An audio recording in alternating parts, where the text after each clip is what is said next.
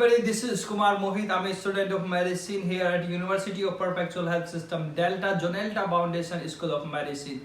So today in this video I'm gonna to demonstrate how to examine the cerebellum system. Means the cerebellum is the part of our brain that coordinate with our body functions. Means how we are doing the movements in a proper coordination way. Our sensory system is working, our motor system is working. If I wanted to grab one thing, then I'll do some movements, some functions of by my hand and the brain coordination. So the coordination of the movement, coordination of the motion, balancing of a body, so that all are related somewhere to the cerebellum. So today we are going to demonstrate you the cerebellum system. Okay. So for this today's demonstration, I have with me my patient. So would you please tell me your name and age? My name is Narendra Kumar. My age is 22.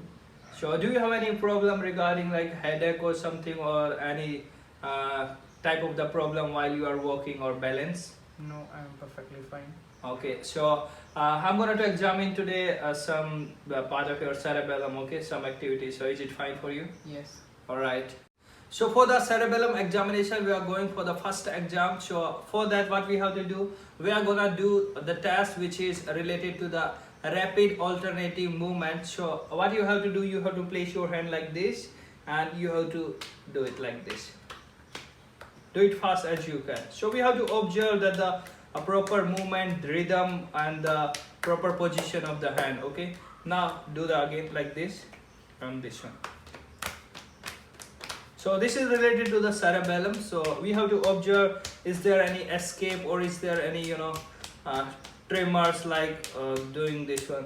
So now we are doing the next examination. That's we have to instruct our patient. What you have to do, you have to just put your this index finger here at the distal the interphalangeal joint of the thumb, and you have to make the movements like this. So do you feel any difficulty while doing this? No. From that end as well?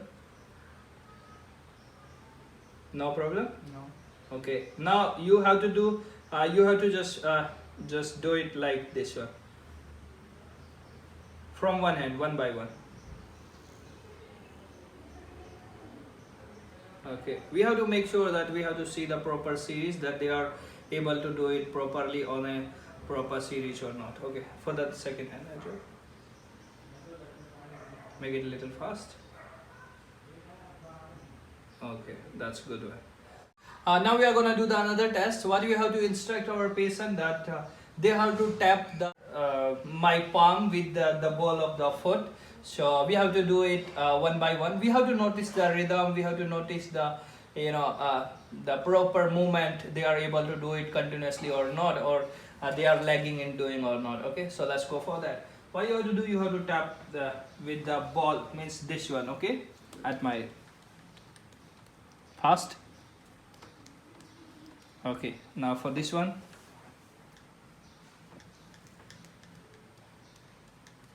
Okay, perfect. Now for the cerebellum, we are gonna do the next test. That's the point to point movement. So what you have to do, you have to just put your hands like this, and then you have to touch your notch by one index finger. Okay, fast. Okay, now put hands down, and now I'm gonna show you this finger. You have to touch this finger and then touch your notch by index finger. We have to observe the movement, we have to observe the motion. Okay, now go for this one. We have to make sure if our patient is able to do it at the state position, means that the one position, then we can just move it, okay, and then do it again. Okay, let's do it again. I'm gonna move my finger, so you have to touch it.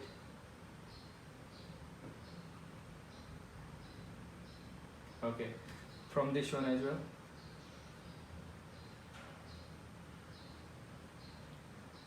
Okay, so if our patient is not able to just touch it properly, and if they are escaping, it's called the dysmetria. Okay, so we have to make sure, we have to find out it properly. Now we are going to do the another test. That's the heel to shin test. So for that, what we have to do, we have to instruct our patient. What you have to do, you have to just make sure that this is your heel, and you have to put it across like this, and then come towards the big thumb. Okay, and repeat it. This is the heel to shin test. Again, make it little fast. No, just up to down only. Raise it. Yeah. Do it little fast. Okay, now with the another hand, leg. Yeah, again. Okay, now we have to make sure if our patient is able to do it properly, then we can repeat this again with patient's eye should be closed at the time. So this time you close your eyes and then do it again. Again. Okay, so means they are able to do it perfectly. So that was the heel to shin test. So now we are going to examine for the ataxia. Ataxia is some type of the disbalance when someone, a patient who have some deformities in the cerebellum or some disease related to the cerebellum, then they are not able to just stay stable while just walking. So for that we have to do one test, that's the gait test. So what we have to do, you have to just walk like normally how you walk, okay? And we will gonna notice your hand movements and the leg movements, okay? So you have to balance yourself and you have to walk. We have to make sure we have to notice the movements and turn and then come back, and the hand movements as well. So if a person is able to balance it properly and was able to walk properly, it means they don't have any kind of the ataxia. Now we are going to do one another movement or one another walk, that's heel to toe. Means you have to walk like this, okay, like this, okay, heel to toe proper and on this line, okay. Okay. So let's go for this one, heel to toe. Heel to toe is a tandem walk, so let's go for that, please. You have to balance it properly. Okay, then back.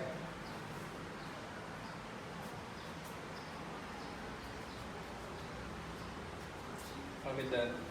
Now what you have to do, you have to work on this, like this. On top. Yeah.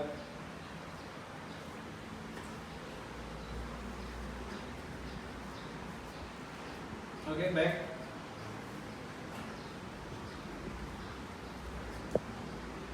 And then heel. Work on heel.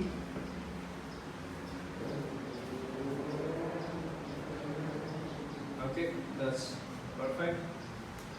Do you have any difficulty while doing this all? No. No, it's alright. Yes.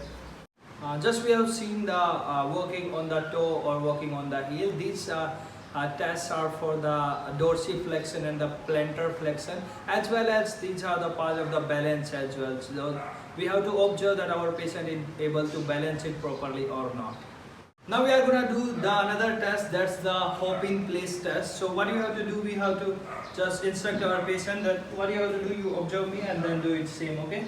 This test is for the proximal and the distal muscle of the leg and for the balance as well, okay? So you have to jump at your place and you have to move your, and this another one as well. Next time, change, jump a little, okay. Now we are going to do the another test, that's the shallow knee test. So for that what you have to do, actually this test is for the proximal muscle weakness. If a patient is not able to do that, it means their proximal muscles and of leg and the pelvic girdle is a little weak, okay. So what you have to do, you have to just bend your leg like this, okay, and then you have to jump, okay. So go for it. Now with another leg. Okay, perfect. Now we are going to do the another test, that's the Romberg test. That's a type of the proprioception. It's not related to the too much related to the cerebellum, but we are going to do this because that's related to the balancing, okay. So what you have to do, you have to close your eyes and you have to just stand like this, okay.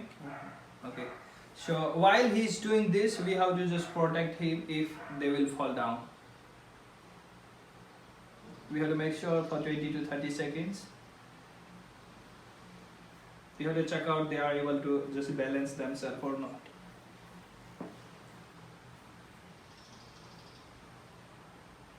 Okay, so that was perfect. Okay, now you can relax. So now we are going to do another test, that's the pronator drift test. So what we are going to do, we have to instruct our patient that their palms should be up and the head should be straight like this, and then they have to close their eyes and balance their body, okay? And we are going to do some little experiment between this. What we have to do, we have to just push it down and they are able to get it back at same position or not. We have to check it, okay? So you have to straight your both hands, okay? Close your eyes. Make sure 20 to 30 seconds we have to do that.